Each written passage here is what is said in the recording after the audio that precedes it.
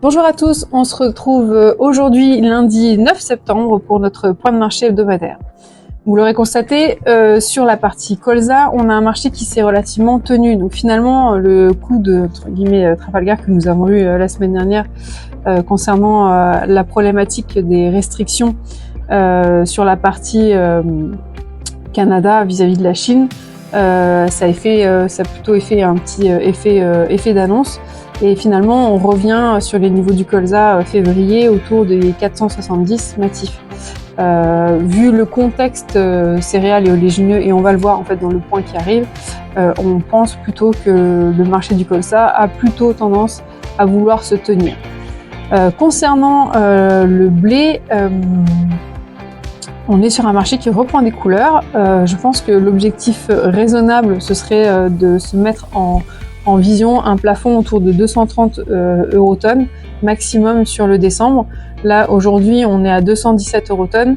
Je pense que ce sont des niveaux qui sont intéressants à venir accompagner et venir couvrir progressivement en fonction finalement de votre mise en marché et de votre stratégie.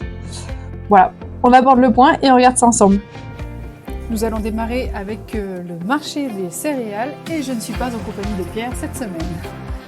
Alors concernant le blé, on a un blé qui était plutôt stable ce jour, lundi 9 septembre, plutôt à l'image en fait du blé américain. On a des craintes liées à la faible compétitivité export du blé américain qui réémerge et qui pousse à la consolidation des cours au niveau d'une résistance technique importante. Même si les arguments ayant permis le récent rebond des cours restent valables à court terme, le marché pourrait être dans l'expectative de nouveaux catalyseurs afin de casser ce niveau technique. Il faut savoir aussi qu'on a toujours un côté baltique qui est quand même plutôt agressif et plutôt compétitif au niveau de ses origines. On a aussi toujours un disponible exportable ukrainien qui commence un petit peu à s'éroder. Voilà, donc on commence à avoir un petit peu ce mouvement d'inflexion concernant ce disponible-là.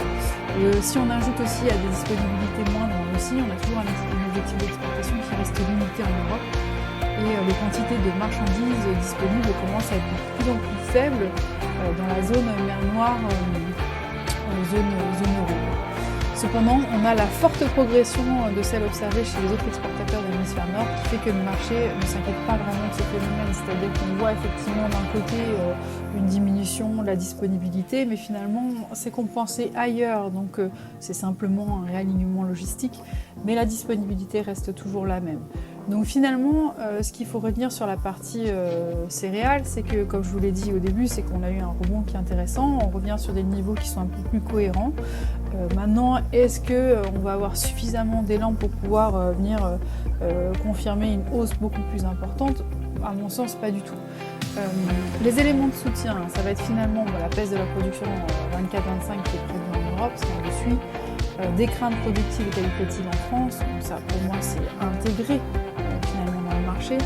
Et ce qu'il faut surveiller, c'est un peu les stocks de fin de campagne en Europe et en Russie qui sont quand même malgré tout confortables et qu'on peut même finalement avoir aussi partout dans le monde. Voilà, je pense qu'on est revenu sur un niveau qui est quand même qui reste intéressant sur la partie du blé, avec le décembre autour de 218-220. C'est intéressant. Je me permets aussi de faire un petit point par rapport au marché des céréales pour peut-être aussi, pour ceux qui ne l'ont pas fait, commencer à se poser la question véritablement de la récolte 2025, sur laquelle, sur la partie matif, on est autour de 230, ce qui vous fait à peu près des prix nets départ ferme autour de 200 €, ce qui à mon sens reste plutôt raisonnable et intéressant. Si on reprend les historiques par rapport aux 10 dernières années, on reste quand même sur des niveaux qui sont importants. Et je pense que ça peut être intéressant de commencer à marquer un petit peu. Pour ceux qui ne l'ont pas fait du tout, je vous invite pourquoi pas à vous poser la question d'avancer entre 5 à maximum 20% sur ces niveaux-là. Toujours en vente marché à terme. C'est vrai que nous, chez Stofitra, on trouve que c'est quand même la solution la plus flexible, surtout sur de la vente en avance pour sécuriser. cas dans un premier temps pour mettre le pied dans le marché pour 2025. J'ai aussi donc d'autres clients qui m'ont posé la question pour 2026, mais 2026 ça ne traite toujours pas et nous avons pour l'instant pas de liquidité pour pouvoir commencer la récolte 26. On continue avec le marché des oléagineux. Je ne sais pas si vous l'avez constaté ou remarqué, mais la semaine dernière on a eu quand même un bon mouvement avec des mouvements avec une amplitude à peu près de 15 à 20 eurotonnes, qui finalement a été expliqué par la problématique Chine, avec le blocage de restrictions qu'on pouvait avoir par rapport au Canada. Finalement, ça a été plutôt avalé avec le dispatch de la logistique. Donc finalement, en ce lundi, on est quand même sur un colza qui semble plutôt en hausse sur l'Euronext, profitant d'un climat journalier plutôt favorable avec la hausse du soja, du pétrole et de la baisse de l'euro. Si on continue dans l'actualité avec la Chine, elle a officialisé le lancement d'une enquête anti-dumping à l'égard des importations du canola canadien. L'enquête portera sur l'année civile 2023 et devra se terminer avant le 9 septembre 2025, selon le ministre chinois du Commerce. Et donc de potentielles rétorsions commerciales installent bien sûr un climat de doute sur le canola à Winnipeg, mais le fait que le délai d'enquête soit relativement long tendait à soutenir le canola en ce lundi, finalement en rassurant le marché concernant la réalisation de 3 millions de tonnes de canola canadien déjà vendu vers la Chine. Il faut savoir que nous, sur notre marché Euronext, le colza il reste plutôt ferme vis-à-vis de cette enquête et vis-à-vis de la chute du pétrole. Finalement, en cas de mesure de rétorsion commerciale, on peut avoir un report des volumes canadiens vers le vieux continent et ce serait bien sûr envisagé. Mais la problématique OGM, qui est quand même non négligeable, fait que ce mouvement devrait rester limité. Surtout que le marché européen doute concernant la tenue de son bilan à cause des besoins d'importation élevés et compte tenu de disponibilités moindres, finalement en Australie et en Ukraine. Voilà, donc l'ensemble du marché est aussi conscient qu'une potentielle montée des incertitudes productives sur les soja brésiliens libérait du potentiel de hausse sur le colza Euronext. Parce que pour l'instant, sur la partie Brésil, on commence à avoir quelques inquiétudes sur la météo brésilienne concernant les soja.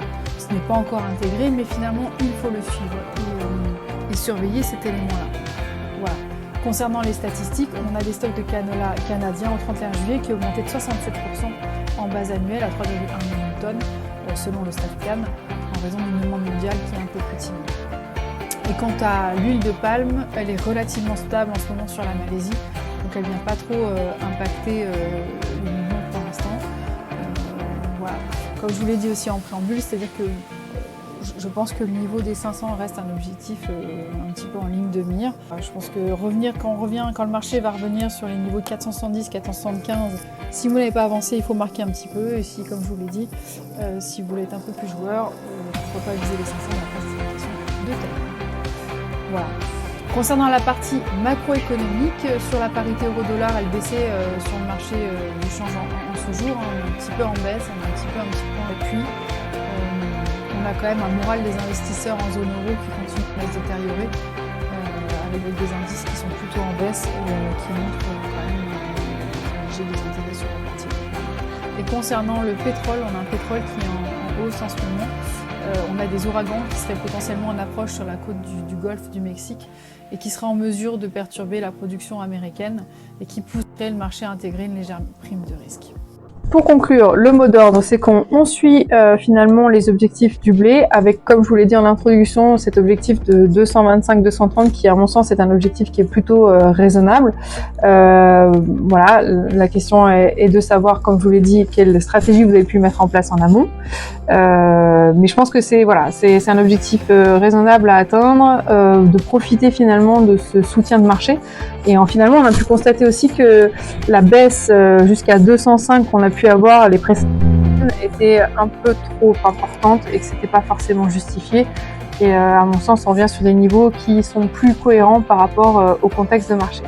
Concernant le colza, l'objectif, c'est de revenir au niveau des 500. Alors je m'y engage, j'ai pas de boule de cristal, mais par contre, c'est un objectif qu'on peut se tenir et pareil qui me semble être plutôt raisonnable. La difficulté sera de savoir quel est le timing pour arriver à cette valeur-là. Est-ce que ça va prendre 2 semaines? Est-ce que ça va prendre 3 semaines? Est-ce que ça va être sur l'échéance novembre? Est-ce que ça va être sur l'échéance février? Reste à voir. Donc C'est intéressant de venir sécuriser si vous avez toujours rien fait sur la partie colza sur ces niveaux-là, attendre 470, 475 matifs. Et si vous voulez un petit peu garder le sucre sur les poires pour la fin et se garder en tête cet objectif de 500, pourquoi pas continuer et suivre le marché par rapport à cet objectif-là. En attendant, si vous avez des questions, on peut se retrouver en cette fin de semaine à la Foire de Verdun, où nous aurons un stand et où nous vous accueillerons avec grand plaisir pour échanger sur le sujet des céréales et oléagineux et pouvoir vous accompagner si vous le souhaitez sur des questions et des problématiques que vous pouvez avoir sur votre mise en marché. Voilà, en attendant, je vous souhaite une bonne semaine. Merci pour votre attention. À bientôt.